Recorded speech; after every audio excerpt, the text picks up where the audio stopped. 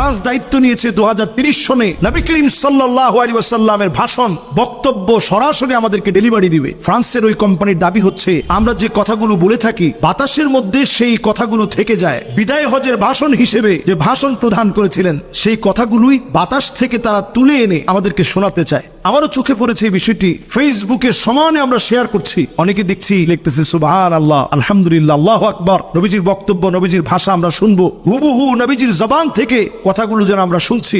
ফ্রান্সের মতো একটা দেশ, যে দেশ সবচেয়ে বেশি নবীজির ব্যঙ্গ করেছে, সারা পৃথিবীর মুসলিমদের হৃদয়ের ভিতরে রক্তক্ষরণ করিয়েছে, হঠাৎ করে তারা কেন স্বপ্রণোদিত হয়ে নবীজি সাল্লাল্লাহু আলাইহি ওয়াসাল্লামের কণ্ঠ আমাদেরকে শোনাবেন? ফ্রান্সের ওই কোম্পানির দাবি হচ্ছে আমরা যে কথাগুলো বলে থাকি বাতাসের মধ্যে সেই কথাগুলো থেকে যায়। এই যে আমরা এখন কথা বলছি বাতাসের মধ্যে এই কথাগুলো সব থেকে যাবে, এগুলো মোছা যাবে না। আপনি যদি একদিন, দুদিন, 3 দিন, বছর, 100, 200, 300, 400, 500 বছর আগে এখানের কথাগুলো অ্যানালাইসিস করতে করতে নবীজি সাল্লাল্লাহু আলাইহি সাল্লাম 1 লক্ষ লোক নিয়ে কথা বলেছিলেন। এই 1 লক্ষ মানুষের সমাগমে যে কথাগুলো বলেছিলেন, হাজ্জাতুল ওয়াদা, বিদায় হজের ভাষণ হিসেবে যে ভাষণ প্রদান করেছিলেন, সেই কথাগুলোই বাতাস থেকে তারা তুলে এনে আমাদেরকে শোনাতে চায়। আপনারা সবাই যখন খুশি হচ্ছেন একটু চিন্তা করেন দাজ্জালের ফিতনাময় এই সমাজের ভিতরে কি পরিমাণ ফিতনা হিসেবে এই ফিতনাটা এখন আসবে। রসুলের কথার ভিতরে নানা কথা তারা ঢুকিয়ে দিবে, রসুলের কথা বলে চালিয়ে দেওয়ার চেষ্টা করবে।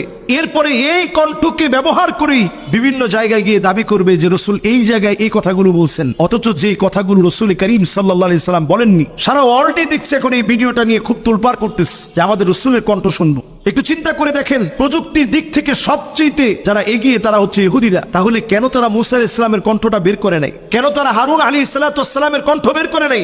ইয়াকুব আলাইহিস সালামের কণ্ঠ কেন তারা বের করে নাই? দাউদ আলাইহিস সালামের কণ্ঠ কেন তারা বের করে নাই? এমনকি খ্রিস্টানরা কেন ঈসা আলাইহিস সালামের কণ্ঠ বের করছে না? সব বাদ দিয়ে হঠাৎ করে তারা রাসূল করিম সাল্লাল্লাহু আলাইহি সাল্লামের কণ্ঠ বের করবে। এখন আমি যদি এই বিষয়ে আবেগী হয়ে যাই, ওমান কাযাবা আলাইয়া মুতাআম্মিদান ফালিয়াতাবাওয়া মাকআদাহু ফিন্নার, যেই লোকটা নবী করিম সাল্লাল্লাহু আলাইহি সাল্লামের ব্যাপারে এমন কথা বলবে যে কথা আমার রাসূল বলেন নাই, সে যেন তার জায়গাটা জাহান্নামে করে নেয়, মাআযাল্লাহ। এজন্য আল্লাহর কাছে পানাহ চাইতে শিখেন। কিছু একটা শুনলেই যাচাই বাছাই করা ছাড়া ওই সংবাদ প্রচার করা এটা মিথ্যুকদের কাজ। কাফা বিল মারই কাযিবান আই ইউহাদ্দিসা বিকুল্লি মা সামিআ, যা শুনবেন তাই প্রচার করবেন না, আগে যাচাই বাছাই করেন। যারা প্রতিনিয়ত আমার রাসূলকে নিয়ে ব্যঙ্গ করে আমার রাসূলের সম্মান কিভাবে কমাতে পারবে এই চেষ্টায় লিপ্ত, এই মানুষগুলো রাসূলের কণ্ঠ 2030 সনে সারা পৃথিবীর মানুষের সামনে রসুলের কণ্ঠের এই ভাষণ, হুবহু ভাষণ তারা সাউন্ড আকারে গোটা পৃথিবীর মানুষের সামনে পেশ করবে। এরা বাণিজ্যিকভাবে ফায়দা নেওয়ার পাশাপাশি ওরিয়েন্টালিস্ট হওয়ার কারণে নানাভাবে মুসলমানদের ক্ষতি করবে, ইসলামের ক্ষতি করবে। এজন্য এখন থেকে আমাদের সজাগ সচেতন হতে হবে। কোনোভাবেই তাদের এই জাতীয় কর্মকাণ্ডের প্রচারক হওয়া যাবে না, বরং সচেতনতা বৃদ্ধি করে আজকের এই ভিডিও ছড়িয়ে দিয়ে আমাদেরকে সজাগ করতে হবে। কোনোভাবেই তারা মুসলমানদের বন্ধু হতে পারে না, তারা আমাদের পক্ষে কোনো কাজ করবে না।